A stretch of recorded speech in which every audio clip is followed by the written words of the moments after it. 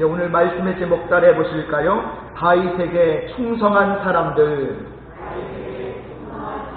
다윗에게 충성한 사람들. 예수님의 오심을 기다리는 대림절 넷째 주일입니다. 자, 해마다 이때쯤 되면 베들레헴에 커다란 촛대 5개가 세워지고 매주 한 주씩 그 촛대에 있는 초에다가 불을 붙입니다. 4주 동안 그렇게 하고 5째 주 성탄절이 되면요, 그 촛대를 들고 시내를 행진을 합니다. 자, 그러면 전 세계에서 온 수많은 순례객들이 찬양을 부르면서 그 길을 함께 따릅니다. 자, 이것은 어두운 세상에 빛으로 오신 예수님을 선포하는 것이죠. 그리고 오전 10시에 교회에 다시 모여서 성탄 축하 예배를 드립니다. 이 예배가 전 세계로 방영이 됐죠. 2000년 전 로마가 지배하는 시대에 유대 땅에 헤롯이라는 폭군이 다스리고 있었습니다. 비록 왕은 있었으나 제대로 된 왕이 아니었죠. 사람들은 제대로 된 왕, 백성들을 섬기고 이 나라를 위기에서 건질 수 있는 좋은 왕을 기대하고 있었습니다. 자, 지금은 어떻습니까? 온 나라가 이대로는 안 된다. 이 나라가 새로워져야 한다라고 생각하고 있습니다. 이러한 때에 예수 그리스도를 우리의 왕으로 모시면 어떨까? 어둠 속에 오신 참 빛, 죽음의 땅에 오신 생명의 주님이 우리의 왕이 된다면 얼마나 좋을까? 그렇다면 우리는 왕이신 그분에게 어떻게 해야 할까? 이런 생각을 하게 됩니다. 오늘 말씀에 나오는 다윗은 단순히 옛날 이스라엘 시대에 살았던 하나의 왕이 아니다라는 거예요. 다윗은 앞으로 오실 유대인의 진정한 왕 예수님을 예표해 주고 있는 예수님의 표상이라는 것입니다. 그래서 성경은 예수님을 다윗의 후손, 다윗의 자손이라고 부르고 있죠. 단순히 예수님의 뿌리가 다윗으로부터 이어진다는 것이 아니라 예수님은 다윗이 가졌던 왕의 위치와 사역을 계승하신다라는 뜻을 가지고 있습니다. 다윗을 예수님을 상징하는 왕으로 본다면 그와 함께했던 수많은 사람들은 예수님을 따르는 백성들이 될 것입니다. 사무엘상 하에 걸친 그 긴 다윗의 이야기에 나오는 사람들이 얼마나 많습니까? 그들은 그 시대의 역사적 인물이면서 또한 동시에 다윗의 후손으로 오실 예수님을 따르는 백성들이기도 합니다. 자, 다윗 왕과 관련된 사람들을 살펴보면, 자, 먼저 가족들을 들 수가 있죠. 아버지 이새와 7 형제들이 있습니다. 자, 그리고 다윗의 아내와 자녀들이 있죠. 다윗은 적어도 8명의 아내가 있었고 많은 자녀들이 있었습니다. 자, 그 중에는 아비가일 같이 지혜롭고 좋은 아내가 있었는가 하면 또 미갈 같이 나쁜 아내도 있었죠. 자녀들 중에도 압살롬 같이 반란을 일으키는 아들이 있었는가 하면 솔로몬과 같이 지혜로운 아들도 있었습니다. 또한 그의 곁에 제사장들이 있었고 또 사울의 가족들이 있었죠. 이 사울의 가족들은 다윗의 일생 가장 많은 관계를 맺고 산 사람들입니다. 사울 왕이 있었고요. 또 그 아들이며 친구였던 요나단이 있었고 사울 왕조의 마지막 왕인 이스보셋이 있었고 그리고 다윗이 용서한 요나단의 아들 무비보셋이 있었고 그를 키웠던 마길이 있었고 또 그를 도운 시바라는 바로 이런 사람들이 있었죠. 또 전쟁 중에 이렇게 평생 전쟁 속에 살면서 군인들과 맺은 인연도 빼놓을 수가 없습니다. 밧세바의 남편이며 충직한 군인이었던 누구? 우리야. 사울의 장수였던 아브넬, 다윗의 장수였던 요압과 요압의 두 동생 아비새, 아사헬이라는 인물이 있죠. 자, 그리고 다윗의 일생에서 잊을 수 없는 관계를 가진 사람들이 있습니다. 자, 법궤 때문에 죽은 우사, 또 반대로 법궤 때문에 복을 받은 오벳에돔, 다윗을 저주한 시므이, 다윗을 배반한 아히도벨, 충성스러웠던 이때, 후세, 그리고 후덕한 바르실레, 그리고 성전 부지를 판 아라우나, 이들은 모두 다윗과 깊은 관계로 얽혀있는 사람들입니다. 자, 마지막으로 이 고난의 시대 다윗을 도왔던 수많은 다윗의 용사들이 있죠. 자, 모두 3번 소개되는데요. 사무엘 하에 2번 나오고 역대기에 1번, 실명과 무명으로 수백 명이 나옵니다. 자, 이들은 모두 다윗 시대에 살았던 실제 인물이면서 동시에 우리의 왕이신 예수님을 향해 서 있는 우리 자신의 모습이기도 합니다. 우리는 분명 이들 중에 어떤 사람이거나 아니면 몇 사람을 포기해 놓은 사람들일 것입니다. 우리는 분명 다윗에게 충성했거나 배반했거나 하는 사람들입니다. 이들의 모습은 성탄을 맞아 예수님이라는 그 왕 앞에 서 있는 우리 자신의 모습이에요. 성탄을 앞두고 우리는 예수님에게 과연 어떤 사람입니까? 자, 먼저 다윗을 대적한 사람들이 있습니다. 한번 따라해 보실까요? 다윗을 대적한 사람들. 자, 먼저 우리는 다윗을 대적했던 사람들을 살펴보도록 하겠습니다. 왜냐하면 우리도 너무나도 자주 우리 주님을 배반하기 때문이죠. 자, 다윗을 대적했던 가장 대표적인 사람이 바로 골리앗을 들 수가 있죠. 이 골리앗은 우리가 이미 알고 있는 것처럼 어마어마하게 기골이 장대하고 힘이 장사였던 사람이죠. 사무엘상 17장 5절과 6절의 골리앗의 모습에 대해서 이렇게 말씀하고 있어요. 머리에는 노투구를 썼고 몸에는 비늘 갑옷을 입었으니 그 갑옷의 무게가 놋 5,000세겔이며 그의 다리에는 놋 닭반을 쳤고 어깨 사이에는 놋 단장을 메었으니 라고 말씀합니다. 자, 요즘 크기로 그의 키를 재면 키가 2m 90이나 되고요. 또 갑옷이 90kg에다가 몸무게까지 합치면 300kg가 나가는 거구입니다. 이 사람이 주야로 이스라엘 백성들을 괴롭히고 있다고 생각해 보십시오. 하루 이틀이 아닙니다. 무려 40일 동안이나 골리앗은 이스라엘을 향해서 소리를 질렀죠. 자, 그러니 이스라엘 사람들이 어떠했겠습니까? 사무엘상 17장 24절에 보니까 이스라엘 모든 사람이 그 사람을 보고 심히 두려워하여 그 앞에서 도망하였다라고 말씀하고 있어요. 이스라엘 백성들이 두려워 떨었고 도망가기 바빴습니다. 그런데 우리도 골리앗처럼 이 한 해를 그렇게 살아왔다라는 거예요. 골리앗이 상징하고 있는 이 세상의 힘을 추구하고 그 힘을 얻기 위해서 살아왔습니다. 오늘날의 힘은 돈, 성공, 세속주의, 쾌락이라고 할 수 있죠. 이런 것들이 교회에 들어와서 왕이신 예수님을 위협하고 있습니다. 우리에게 힘이 필요 없는 것은 아니지만 우리가 너무 그 힘만을 의지하고 그 힘만을 추구하기 때문에 그게 문제가 되는 거예요.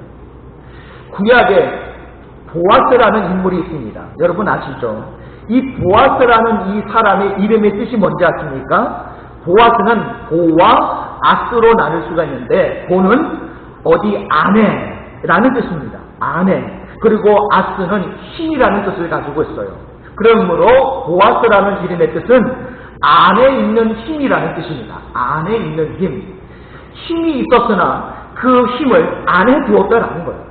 그래서 그 힘으로 가난한 나오미와 룻을 살리고 그 뿌리에서 누가 나와요? 다윗이 나오게 되지 않습니까?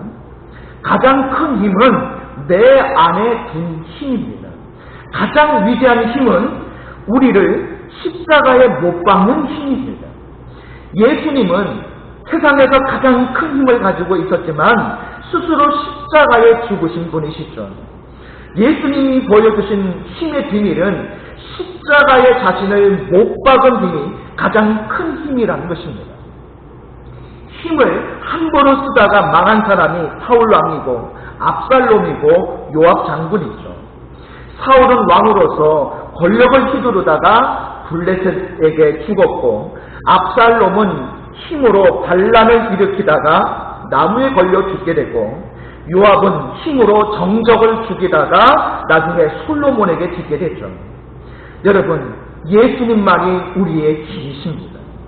우리는 모든 무기를 내려놓고 항복해야 할 반역자들이에요. 우리는 이 성탄절을 앞두고 우리의 모든 세속적인 힘, 우리의 모든 왕관을 벗어 던지면서 예수님 앞에 온전히 엎드려야 할 줄 믿습니다. 자, 또한 우리는 미갈과도 같은 사람이에요. 미갈은 사울의 둘째 딸로서 아버지에 의해서 정략적으로 다윗과 결혼을 했던 여인이죠. 자, 그가 젊고 용감한 다윗에게 남성적인 매력을 느낀 것은 맞지만 사랑에는 감정만이 아니라 믿음과 희생이 따른다는 것을 그녀는 몰랐습니다. 그는 다윗이 복제가 예루살렘으로 돌아오는 그 광경으로 인해서 다윗이 덩실덩실 춤을 추며 기뻐하는 그 장면을 보고 이 미갈이 뭐라고 비난했죠? 왕이 채통머리를 잃었다라고 비난을 했죠. 미갈은 하나님보다 사람을 더 소중하게 생각하는 신앙의 유형에 속합니다.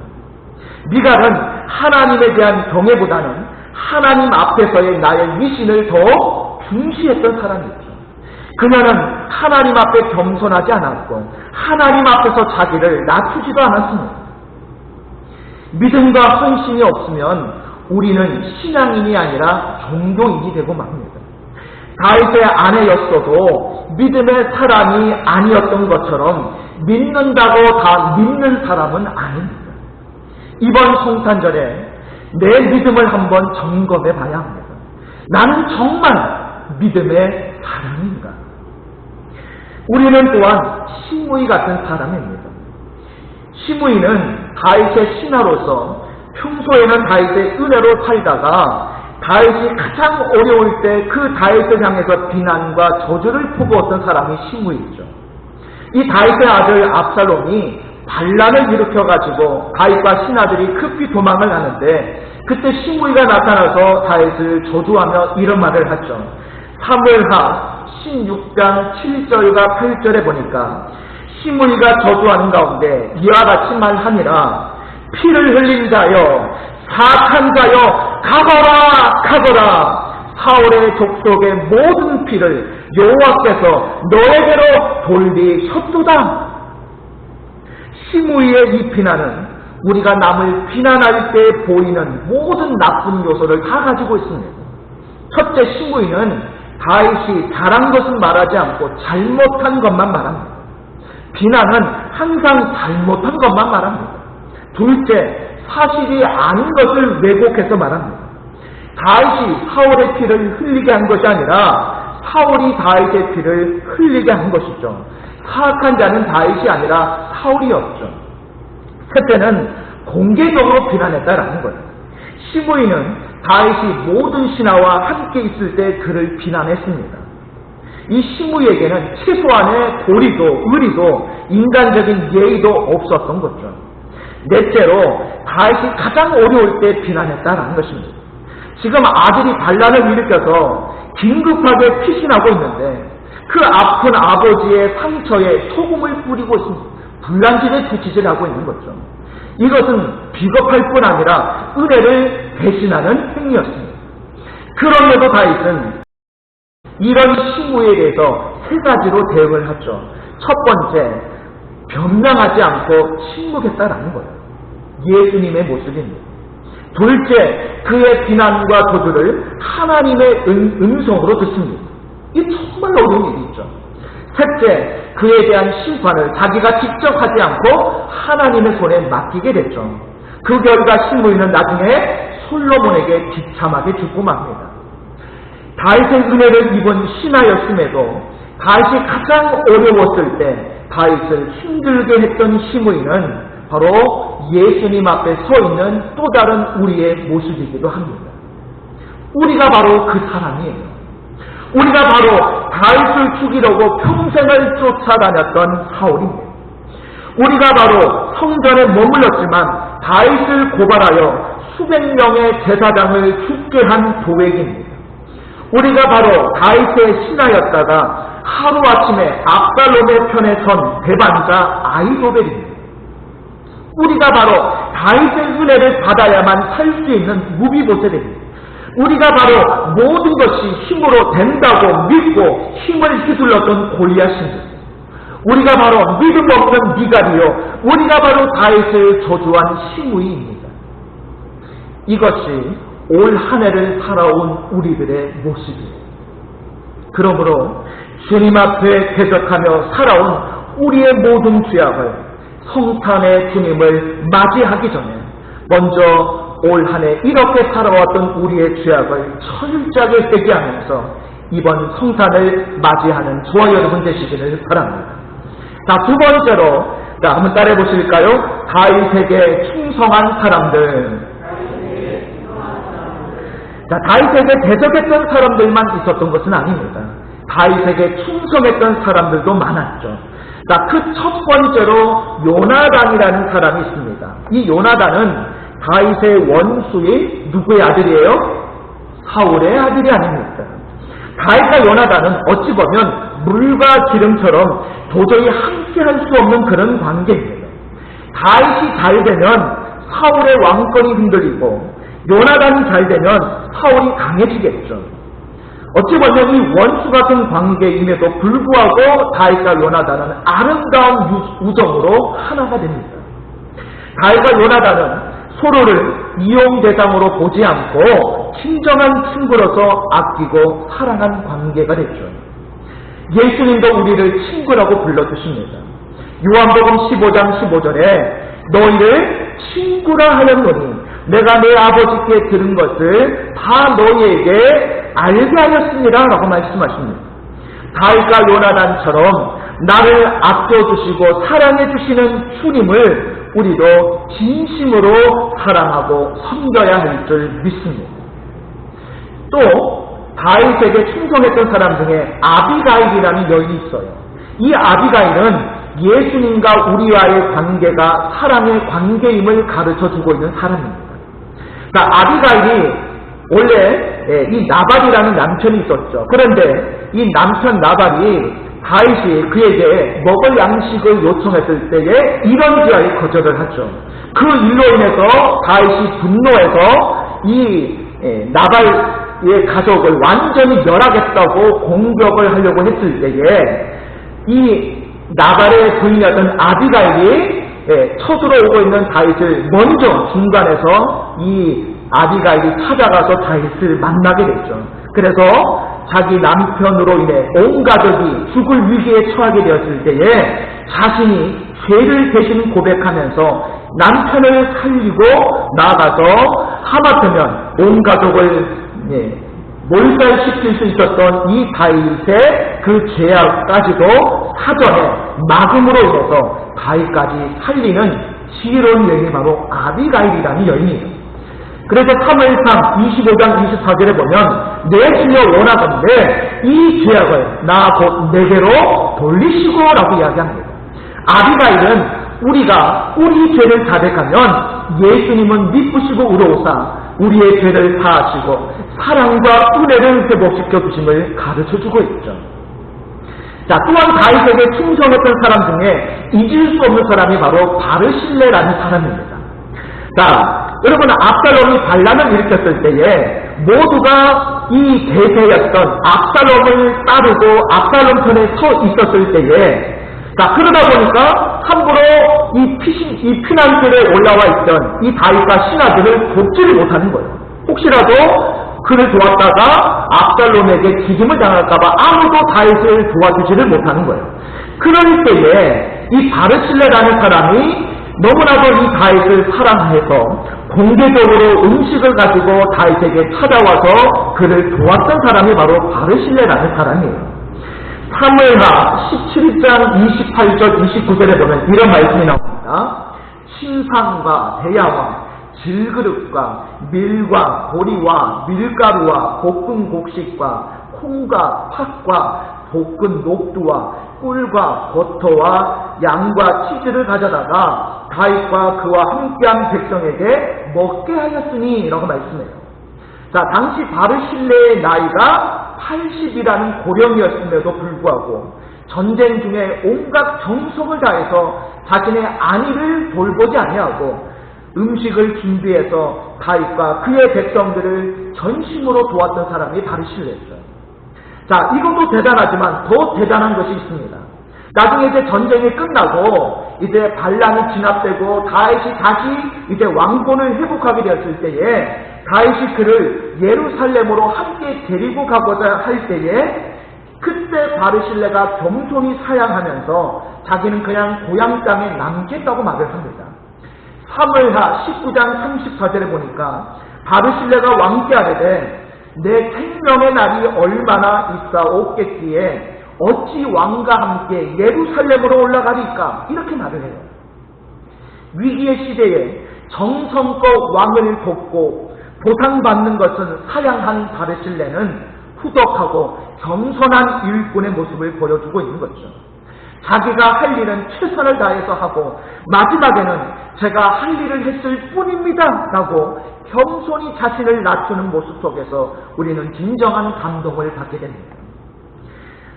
요나단과 다윗의 관계가 우정의 관계고 아비가일과 다윗의 관계가 사랑의 관계라고 한다면 이 바르실레와 다윗의 관계는 진정한 헌신의 관계다라고 볼 수가 있습니다. 우리도 예수님과 세 가지 관계를 맺고 있죠. 예수님은 우리의 친구, 우정의 관계입니다. 예수님은 우리의 신랑, 사랑의 관계라고 할 수 있죠. 예수님은 우리의 왕, 헌신의 관계라고 할 수 있습니다. 그런데 이 다윗의 이야기에서 다윗이 가장 잊지 못하는 충성된 이야기가 하나 더 나옵니다. 바로 오늘 본문 말씀에 나오는 세 사람의 무명용사 이야기죠. 자, 때는 다윗이 사울을 피하여 아둘람 굴에 피신해 있을 때입니다. 이 사울로 인해서 박해받은 사람들 400명이 다윗과 함께 거기 거하고 있었는데 어느 날 갑자기 다윗이 너무나도 심한 갈증에 사로잡히게 돼요. 너무너무 목이 말라가지고 견디지를 못하는데 갑자기 베들레헴 우물이 생각이 난 거예요. 다윗은 어디 출신입니까? 베들레헴 출신이죠. 그리고 그곳에서 양을 치다가 사무엘 선지자의 기름 부음을 받았기 때문에 그곳의 지리를 잘 압니다.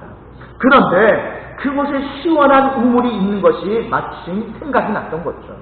문제는 이 아둘람굴에서 베들레헴까지는 거리상으로도 굉장히 멀고 그 중간에 험한 산악지대가 있었다는 거예요. 이 험한 산악지대를 지나간다고 해도 문제는 바로 뭐냐? 여러분, 이 베들레헴에는 이 블레셋 사람들이 그 지역을 점령하고 있었다는 것입니다.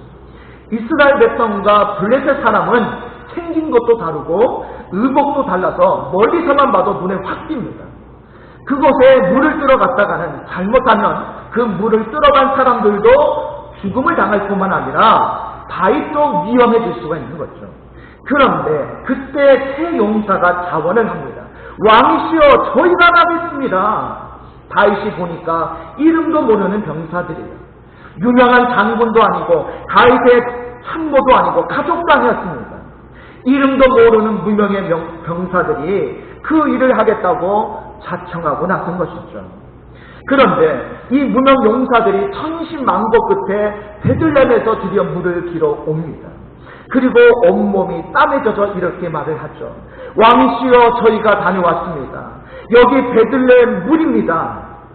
다윗이 그 물을 보았을 때 갑자기 눈물을 흘러내립니다. 아하, 나를 위해 이렇게 목숨 걸고 충성하다니. 지금 다윗이 어떤 형편입니까? 사울에게 쫓겨다니는데 암날에 대한 아무런 보장도 없는 데입니다.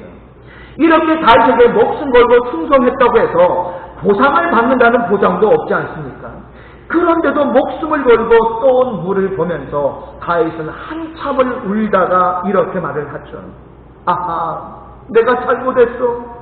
나 한 사람 위해서 이렇게 그대들을 힘들게 하다니 내가 정말 잘못했어. 그대들이 떠온 것은 물이 아니라 피요. 내 어찌 그대들의 피를 마시겠어. 이것은 마땅히 하나님께 드려야 하오. 그리고 그 물을 제사장에게 주어 하나님께 예배드릴 때 전제로 부어드리도록 합니다. 그런데 재미있는 것은 성경에 이 이야기가 2번에 나온다는 겁니다. 2번씩이나 나온다는 거예요. 오늘 읽은 이 사무엘하 23장에 나오고요. 역대상 11장에도 또 한 번 나옵니다. 글자 한자 틀림없이 똑같이 나오죠.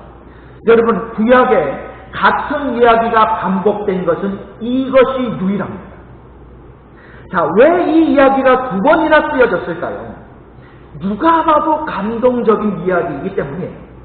다윗을 위해서 목숨까지 걸고 충성한 그 무명 용사들의 이야기는 이스라엘 백성들에게 두고두고 기감이 되는 거예요. 그래서 이 이야기가 구약에 유일하게 2번 나오는 이야기입니다. 이 이야기의 중요성은 이 용사들이 무명이었다는 것입니다. 이름도 없다는 것입니다. 모두 자기 이름 내려고 난리 법석을 떠는 때에 이들은 이름도 없이 핏도 없이 충성했다는 것입니다. 목숨 걸고 충성했지만 무엇인가 보상을 받은 것도 없습니다. 그야말로 종기 영광 모든 권세 주님 홀로 받으소서입니다. 어떻습니까? 한 해 동안 다윗의 사람들이 다윗 왕에게 했던 것처럼 여러분은 다윗의 후손으로 오신 우리의 왕 예수 그리스도께 온전히 충성하셨습니까? 한 해 동안 우리 교회 안에도 예수님을 위해서 몸된 충전을 위해서 이름도 없이 빛도 없이 충성한 분들이 참 많습니다. 저는 그분들을 생각할 때마다 가끔씩 눈물이 날 정도로 감동을 받아요. 그런 분들이 이 재단 안에 점점 더 많아질 수 있기를 바랍니다. 여러분도 다윗을 섬겼던 이 세 사람의 무명용사처럼 주님을 그렇게 끝까지 섬기시기 바랍니다. 우리도 주님을 요나단처럼 친구로, 아비가일처럼 사랑하는 자로, 바르실레처럼 헌신자로 사랑하고 충성할 수 있기를 바랍니다. 그래서 성탄의 주님을 진정한 왕으로 모시고 충성할 수 있는 저와 여러분 되시기를 주님의 이름으로 축복합니다.